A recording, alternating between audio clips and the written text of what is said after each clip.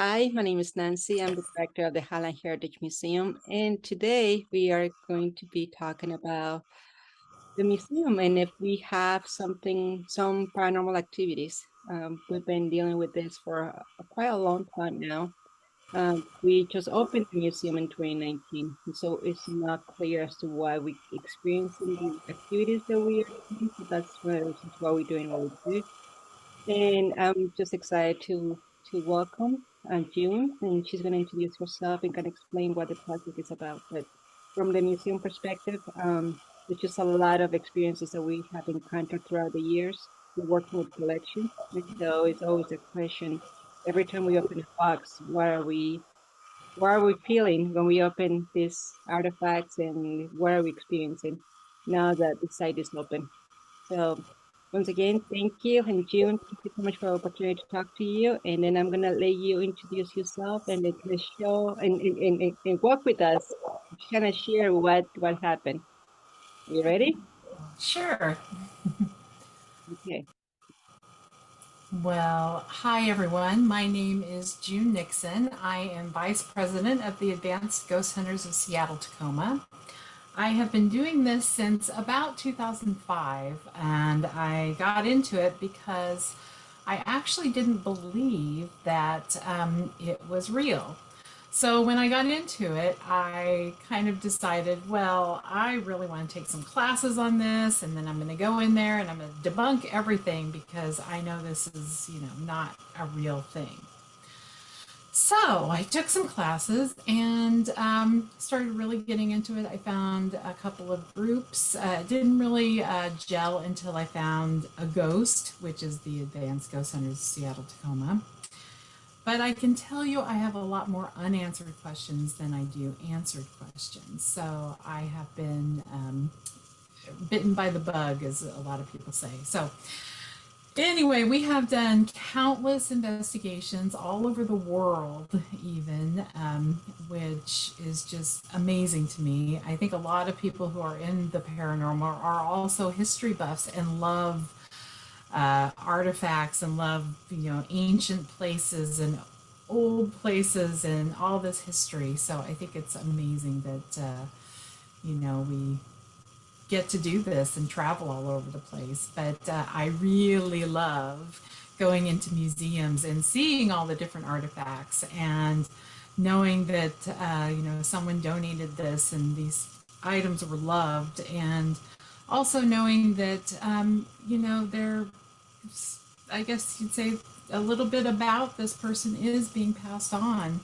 and not forgotten. So that's always, pretty incredible to me. So anyway, so we had the privilege of doing an investigation at, let me pull up the report here and I'll share the screen. So we have this here. And here is one of our little reports that I kind of do. And we, like I said, we had the privilege to do an investigation at the Highline Heritage Museum. And we always usually start off our investigations with a walkthrough. This is where we ask a lot of questions, try to find anybody that was also a witness to any of the activity or have their own stories or even know the history of the building or the area. So we started off with a walkthrough, kind of went through and we took kind of basic temperature readings, basic electromagnetic field readings.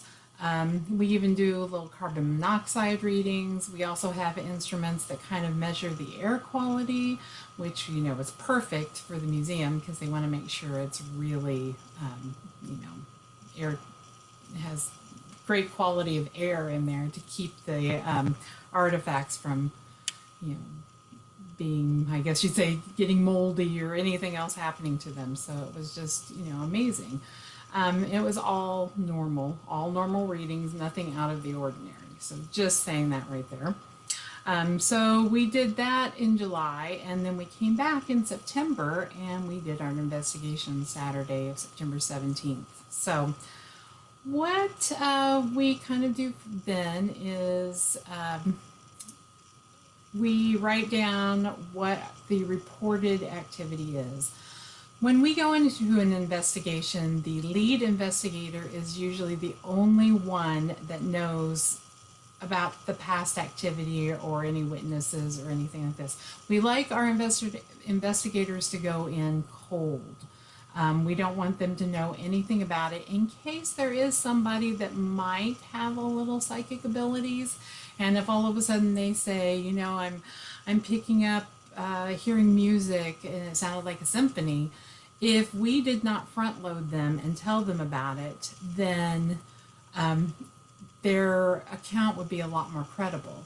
We also make or have ask everybody to write down everything. You can't depend on recording instruments alone to, you know, basically tell or take all your notes on a recording device, because if that, you know, electronic equipment, if that goes bad, then you don't have a record of it at all. So we try to write down everything as it happens. That way we can also compare notes. If somebody says, I thought I heard music in a certain part of the building, somebody else has said, oh, that's really weird. I heard that music too, and they're both written down at 10:05 p.m. or something like that. So it makes it a lot more credible. So anyway, just a little background there. But some of the random events that were happening that a lot of different people had been witnesses to were hearing the sounds of footsteps, hearing music, like a symphony, kind of. Then books that were falling to the ground. That was kind of a one-time event. I think it was a one-time event. Smelling cigar smoke. Also being tapped on the shoulder. Hearing whispering. And eerie feelings in certain areas, which was pretty cool. Don't know how much, if there were other things that happened, but these were the things that were kind of told to us at that time, and I wrote down. So I might have left something off, but if I did, you know, please let me know. So these are kind of our details. We went through the walkthrough, the baseline readings. The team had full access to the building. So, and here were the investigators on the investigation. Ross Allison is our founder and lead investigator. He's also written several books. You can always check him out and do a search on Ross Allison on Amazon, because he actually has quite a few books on Amazon. He also just released a documentary called Parasense. So if anybody's interested in looking at that, they have a website called touchedbyaghost.com. So just to let you know, and you can find out more details about that, because it was pretty interesting.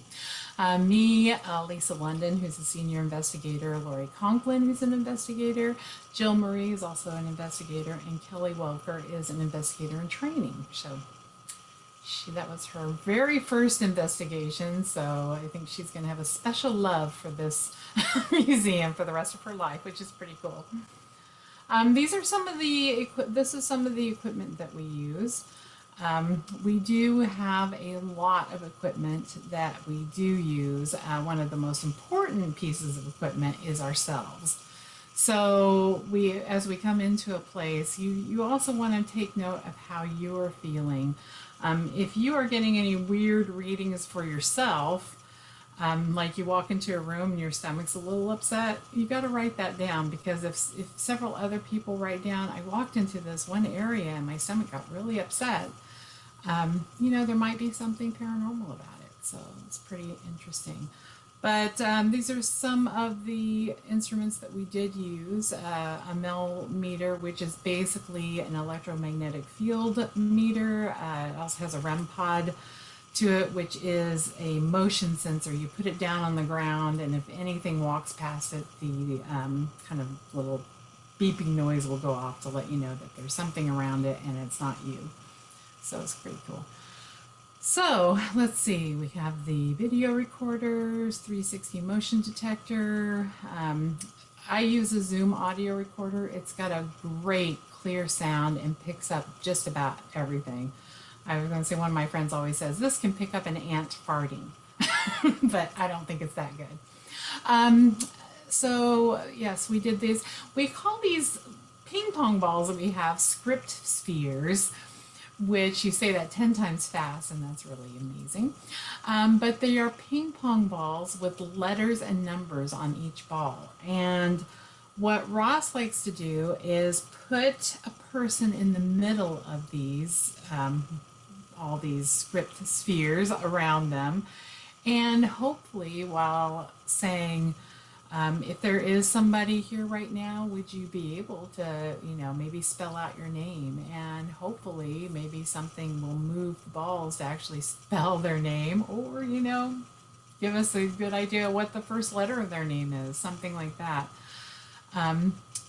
This is kind of a new thing, so we haven't really had any, anything happen yet, which would be amazing if that does happen. But that is one of our experiments too that we use. We also have motion sensitive balls, which kind of are like cat balls that have the little lights in them, and if anything touches them or they light up, something is, might be around them. So it's pretty cool. And we call them perception experiments with the script spheres and the motion sensitive balls. So they rotate each team member in this circle to see how they experience each area. So team members are put in the center of a circle of script spheres and motion sensitive balls. A laser grid which is laser lights that form a grid. So and you can sometimes, if you see a spirit moving through the grid, you can see maybe just like an outline. I don't know if you've ever seen the movie Predator, but when the creature is invisible and he's kind of walking through the lines, the laser grid is disrupted a little, so you kind of see that little shimmer as it's going by, which has been seen quite a few times by people. But so we put the laser grid there and to see if there's any disturbances of the lights or any movement of the balls. So one thing we like to do is keep track of the environmental conditions. So basically, the solar ray activity was very low. The geomagnetic field had a minor storm. The moon phase also was in its third quarter. It wasn't a full moon. We do kind of like to keep track of this just in case all of a sudden we go to several different places and let's just say we have a lot of activity in these places and we can look at the environmental conditions and say, well, that's really weird. We had a minor storm in the geomagnetic field, minor storm, each time. And then we can kind of look at that and go, well, that is kind of strange. Let's try to do some experiments where, if this is happening to see what's going on. And also to the moon phases. I know a lot of people say when it's a full moon, the activity is a little crazier. Sometimes that is true, but most of the time we have found that activity happens any time of the moon phase. So just to let you know that. The temperature, it was 57 degrees and it was a little windy. Barometric pressure and all that stuff, but it was a little windy that night, just a little bit, but it was chilly. I think that's one of the first chilly nights that happened then. So just to let you know there. So what we usually do when we start off an investigation is we do a baseline sweep, which means we go through, take readings, and just kind of see if it's the same, readings that we got at the walkthrough. Sometimes it might surprise you. You're like, why is it that the electromagnetic field reading we were getting on the walkthrough was completely normal, and then we do the investigation, some of these readings are off the charts. But for this reading, it started off to where everything was still pretty normal, nothing, no really strong spikes or anything like that. So some of our people, they went and did baseline readings, and they, like I said, they have to write down everything that they feel, see, all the temperature readings, all the EMF, which is electromagnetic field readings, carbon monoxide, anything like that. So just to let you know. and the temperature readings were consistent all over the place. So nothing out of the ordinary at that time. So, while the basic readings were being taken through the rest of the museum, I went upstairs and sat in the upper area by the back office. This was in the archive area. Um, it was really interesting. There was nothing around me. And also, too, another thing is when we do an investigation, all our phones are on airplane mode and they're kind of away. So, because that can also affect electromagnetic field readings, also. But when I was sitting up there, I had a strange spike of electromagnetic field, which a lot of times a lot of people contribute to paranormal activity when there's no explanation for it. But several times it kept going up as high as it would go and then back down to nothing with no explanation. This also happened near the school desk on the main floor in the main area of the museum. So that was kind of strange. Yes, it would go up really high and then spike and then nothing. So during the baseline sweep, Lisa, Lori, and Jill heard distinct footsteps walking on the roof, which I know that sounds a little crazy, but we heard they are the ones that heard it. And Ross actually went to investigate just to see what could be happening. He could not find anything that could be causing that noise. At first, we thought it was the wind, but the footsteps seemed to walk back and forth, which was very strange. And then it disappeared. I actually heard this later when I was in the main area. Not sure what it was. So we have no explanation for that either. Um, So the team, we split up into investigate different areas. Ross had a couple investigators on the upper level, a couple of people in the museum area, and the rest in the storage area. Each investigator stayed in their designated area for about 25 minutes each. Then Ross would switch everyone to different locations. That's kind of how we did it. We had a really interesting evening of different experiments and things like that. So it was really interesting. Enjoyed that setup a lot. Um, so yes, Kelly was so sorry, I can talk. Just got tongue-tied. Kelly was situated at the window on the upper floor, and she kind of was keeping an eye on the outside well, I meant to say in the museum activity, listened to sounds and kept a record of them on her investigator's journal. It was not very drafty at all up there. As she was standing there, she said she felt a very cold presence caress her face. She said to her it felt like a hand lightly touching her face, which was very interesting because she doesn't say anything like that very often. I was sitting at the table area the second time upstairs, and it had some high spikes with the electromagnetic field reading, and I thought I heard a very loud sigh just in my ear. It kind of startled me a little bit, and I was looking around, and also thought I heard some shuffling footsteps up there, like somebody was coming to say hello, and I was like, hello, and there was nothing. So that was interesting also. So everybody was sitting, it was dark downstairs, and everybody thought they heard some whispers, and we couldn't find the source of them, which was interesting.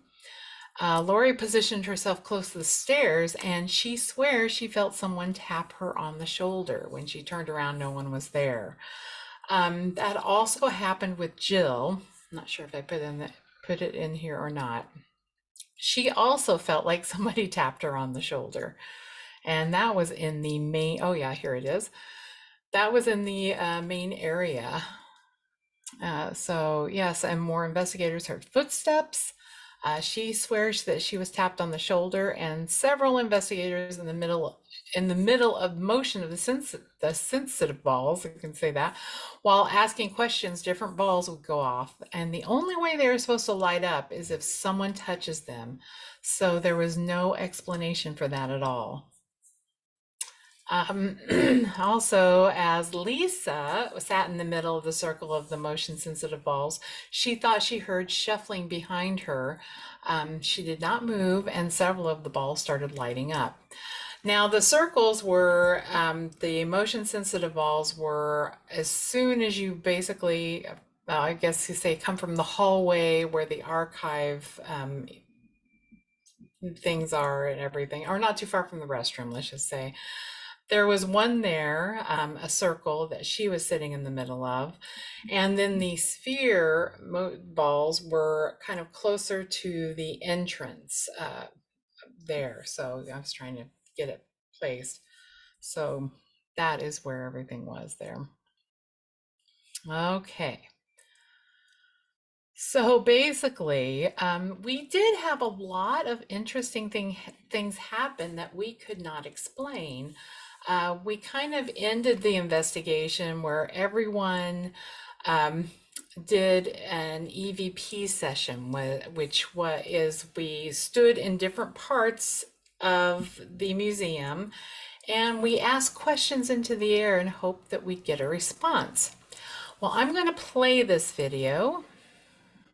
And this was so pretty interesting to me because this happened a couple of times when I asked questions and then it didn't happen again. So if you can see this, this is an electromagnetic field lantern. Um, it's got some pretty lights so you can see it, but it's very interesting that I did get kind of responses here. So let me play it.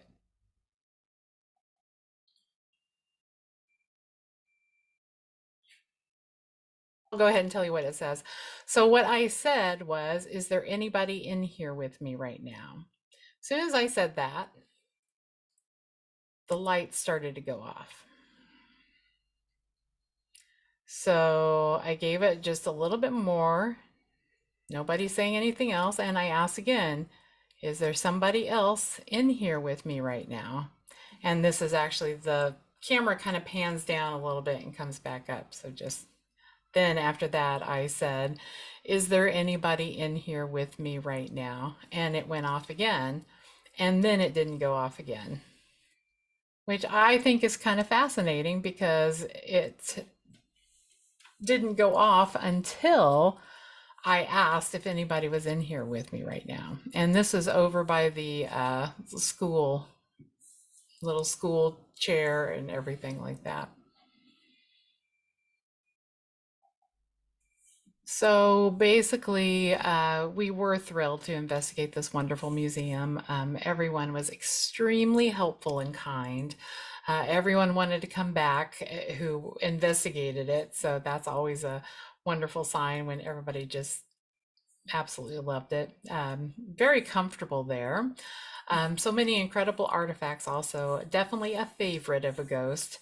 Would like to come back again and see if we can obtain some more tangible evidence, and hopefully we can get some more, EVPs. But let me just share a few of the pictures here. And this is kind of what our laser grid system looks like. We had the laser lights set up. We also had a camera focused on it. We had several cameras focused on it. And I wonder if you could see the balls area.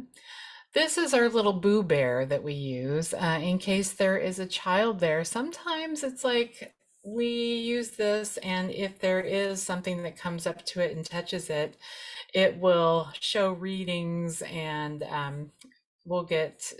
the lights will go off that there is a high electromagnetic field reading on this, but something has to touch it or go by it in order for that to show. So there's another picture of that. And this is kind of what it looks like with spots all over the place at night. And that was Lori. getting something. This was before we started. That's Jill. And there's Ross giving orders, and there's Kelly right there. I shouldn't say Ross giving orders. There is Ross directing us on how he would like the investigation to go this night. That sounds a little better. But this was just some pictures. This is a picture of me sitting in the middle of the circle of the sphere, the little sphere balls that we have, the script spheres. And I'm just kind of sitting in the middle of that. That's kind of what it looked like.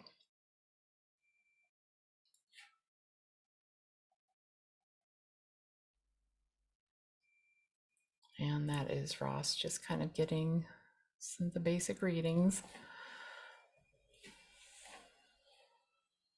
But that was one of the most interesting things that we did, kind of catch that night. But hopefully,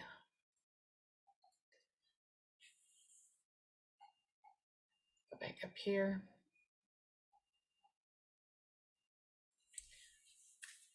Like I said, hopefully that everybody has gone through everything. We did not catch anything else out of the ordinary, but every single one of us had a personal experience that night.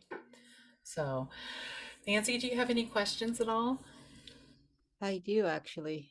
How common is to have paranormal activities with objects? It's Mhm. very common, actually. There's a lot of, a lot of museums that do have activity. Uh, Spooked in Seattle actually has a death museum with with it, and a lot of these artifacts that were donated to the museum are from people that said that they felt like they had an attachment. That something was attached to this artifact and they didn't want it in their homes anymore. And so they donated it to the Spooked in Seattle Death Museum. So we have some haunted objects there, but it is very, very common. If somebody loved something so much, or somebody used something all the time, or, I think that's why the doll collection, I hate to say it, but the doll collection we have at Spooked in Seattle is so big because I think, and a lot of people think there are child spirits connected. Sometimes I think even if an elderly person passes away and the best time in their life, they were a child, maybe they're coming back as a child, I don't know, but maybe they were attached to the doll that they have there, and don't want to leave it because that was like one of the best things in their life at that time. So yes, I do think that it's a lot more common that there is attachments to artifacts and personal items. I'm not sure if it was you or Russ who shared that one of the areas I find it really interesting was right on the lobby area. We have a bench. That's a principal bench. And so imagine a lot of kids actually sit on that bench waiting with lots of fear, anxiety, stress I about getting to the principal office. So that doesn't really speak about somebody that passed away or not, but to me, it speaks about energy. Yes, a The lot of energy high that you energy. can leave behind in the space. And just, I don't know if I share with you, but the office area that you're referring to is my office. Ah, yeah. That is my desk. And so I don't hear, I have hearing issues. So I don't rely on my hear. I don't understand what I'm hearing. So whatever out sound I have, I don't. But I am sensitive because of my lack of hearing. And so to me, I always felt that as energies, like um and so going back to the example of the principal's bench, and then my office is pretty stressful. It is an area where the levels are really, really high, and just general, all the energy is there. So what is the difference between energy and paranormal activities? And do you see any distinction between any of them? Or would they be close to the same thing? It could be really close to the same thing. A lot of times, Ross has a really good example of, we call it, residual haunting, or something like an impression that's left on the environment. Um, there, well, I can also say that we, on the walkthrough, this was just the walkthrough, and we were doing the basic readings, and actually they did get higher than usual readings around the bench, and then it went away. I forgot about that part, but yes, I know that David Press, he had some unusual readings and then couldn't get the readings back again. So that was kind of interesting. He thought maybe it was his equipment at first. So yeah, that was pretty interesting. But yes, I do think that um, one of the things that Ross had said or had told me about was a couple that when they were in this apartment, they had basically very high emotions and would fight a lot, and it was other things that they would do very loudly. We'll say that. And when the next people moved in to this apartment, all of a sudden it's like they kept hearing this loud, like, arguing and fighting or other sounds of other things. And come to find out, because at first they thought, well, did somebody die in this apartment? But no, come to find out that it was the couple that was there, and they must have like had really strong emotions because, um, this kind of happened. But eventually it faded away, I guess, basically it's saying. But yeah, I mean, that can be very common too. A person does not have to die to leave that kind of energy. It's like somebody that had this routine every single morning. Maybe they cooked oatmeal every single morning and they did it with love, or something like even as easy and benign as that. And somebody walks into their kitchen one morning and sees their mother, who's still alive, but sees a vision of her when she was younger at the stove mixing oatmeal and then disappearing. It's like, oh wow, what did I just see? And then calling their mom, and she's like, I'm fine, honey. you know so Yeah. yeah. Yeah, for me,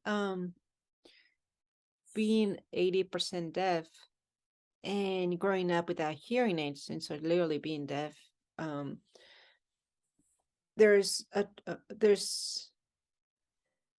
there is like you being blind, you're blind, and then you go to a room and you know where things are. You can feel when it's a change of air, you can feel when change of temperature, you can feel when it just chipped up furnitures. I mean, there's a change that you read because, like you said, it's something that you do constantly every day, that you're already accustomed to it. And so in my case, instead of being blind, I'm deaf. And there were a lot of times, excuse me, growing up, that I'm accustomed to feel this change of the breeze, and I know somebody just came into the room. I know that somebody, the presence, I can feel it. It's just that weird humming vibration of knowing somebody's behind me, or just, like when somebody's watching you too long and then you feel that weirdness. It's the same thing. You just look around. Growing, yes, growing up, I got accustomed to feel. And so my body, I operated with body language, with reading lips, with just being aware of my environment. And so there was a lot of times where I would be aware of that, but then it would be really inexplainable things that I just know somebody's really close to me. I just know, and it's staying there for seconds. And I'm looking around and it's not there. I mean, there's like moments that I just completely freeze because I know something is there, even though I don't hear it, I don't see it, but I can feel it because that's what I did to survive in my everyday day, in my every day. So that's one element to it. With collections, I not relying on my hearing. I realized, like, the investigations that you reported. It was, and then with the equipment that you have, it was a lot of hearing activities, hear the steps, or but then also was very interesting to see how almost everyone of your team experienced a physical reaction to when we have been in collections for almost 20 years or so. And so when we're dealing with objects, there's been many times where I will open a box and immediately feel something. immediately just by opening the box. And my first reaction in some of those few cases, I would just close the lid. Like, I need to mentally prepare for me to deal with that. I will do something different, distract myself, work, but something different. And then when I know I will be ready, I will go back and then work on that. I don't know if there's a paranormal activity or not, but I just know that there is an essence, maybe not smelling, but a presence that you feel with things. And my question to you is, number one, that was one of the questions that we had, whether maybe it's the land, there was something on the land, or the objects. And to me, knowing that the building alone is brand new. We just finished the construction in 2019, and so it's really, really new. Maybe the land, maybe something that was there before, even in the 20th century, 1800s or before that. That's one option. But knowing that almost all the objects that we have with us in the museum is from people that already passed away, and it's been generations of it. We've been collecting for more than 25 years. And so I wonder, what is your opinion of collecting things for so many years and put them in a one spot and knowing that you will continue to grow that collection? And how do you, how, I don't know, I wouldn't say common, normal, because we still don't know. Like you said, there's more questions than answers when going through this field. I don't know to believe or not. I'm really neutral that way, but I cannot deny when I feel something. And what you think about collecting so many objects in one allocated place, knowing they will continue to grow every day. Well, one thing about it is I think with people you know, with these objects that, somebody actually, really loved or coveted or, nothing bad or, evil is what, some people might say, but these were objects that people you usually loved, pictures and, family and everything like that. So, you know, I don't know, there might be, one or two or three, people hanging around without bodies, because they still want to see their stuff. Maybe they even like want, love seeing the people come in and admire their things. But I don't see anything wrong with anything like that. Like I said, it's kind of nice that they know that some of the things that they loved or some of the things that they thought were, interesting in their lives, that they're sticking around for it, are still, it's still going to go on, or their, not say legacy so much, but something of them is going on and being admired and looked at by a lot of other people. So, I don't see anything wrong with it at all. It's, nothing bad at all, I guess you'd say. I just think it's pretty cool. And what about and not maybe me working on the collections for so many years. I always call them they or them. I don't, I don't, I, throughout the years, I don't feel there's just one, but Right. I know that my interpretations, and once again, I don't even know if I believe it or not, but it's just that when I refer to them, I always do that. I say, oh, just them. They're just goofing around. They're just, and it happens so frequently that it just is normal to me. What it was not normal was having people working at the museum and then the experience. And that's when it became like, okay, so it's not just me in my mind, it's not just my imagination, it's not just me and my weird way I perceive planet, but it's actually people that excuse me, that they're not accustomed to it, that they go to a room without expectations of anything. They just, why is this happening? Why is that happening? One of my volunteers, his name is Dave, which you met, he doesn't believe in this, but then every time he's alone in the building, he's not comfortable. And and not every time, but a lot of the times in some incidents that has happened. And so how do you explain a person who doesn't believe and is completely neutral in mind and then just continues to have some type of experiences?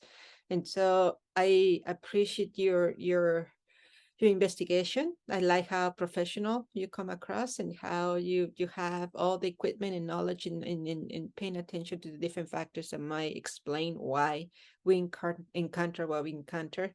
And it's just very intriguing. Like for me, like, is my office haunted? you know?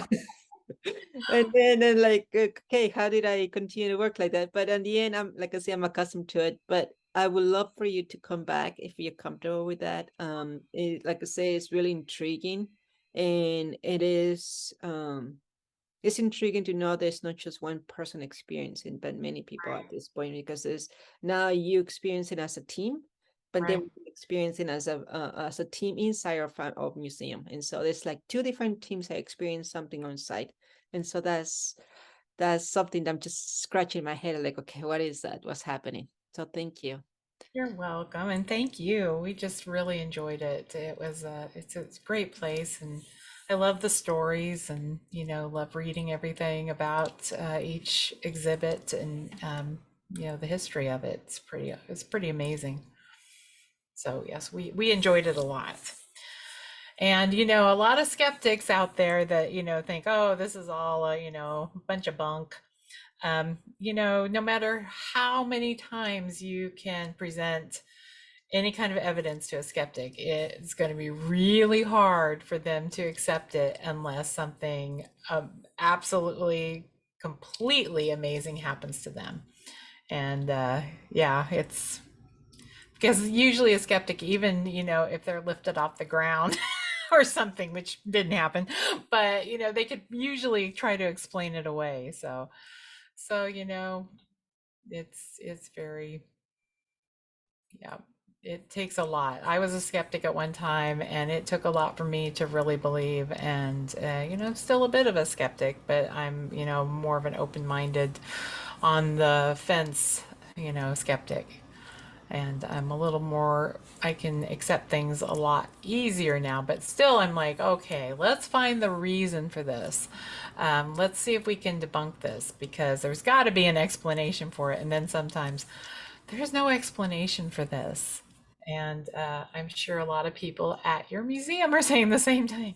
There's no explanation for this. How do we explain it? How do you explain getting tapped on the shoulder? How do you explain hearing music when there's nobody else around you? How do you explain these things? So yeah. Well, I want to thank you and your team. I want to thank Ross. There was a couple moments that I was actually on site when he was, like the first walkthrough, and there was the way he will say, well, is electricity running in there? Right. Is the vent running in there? I mean, he was really going through each one of the incidents, ruling out all the different environmental factors, physical factors, building factors. And so I really, right there on the spot, is like, okay, he's not justifying it. He is ruling out any possibility of what it could cause. So that's one of the reasons why I'm really excited is that uh, apart that you guys are pretty awesome, is that the fact that you came across really professional and really trying to rule out any potential reasons as to why we were experiencing what we experienced. So once again, thank you so much. And I'm just we'll welcome you anytime, and that place is yours for you to have fun with. So thank you. Okay.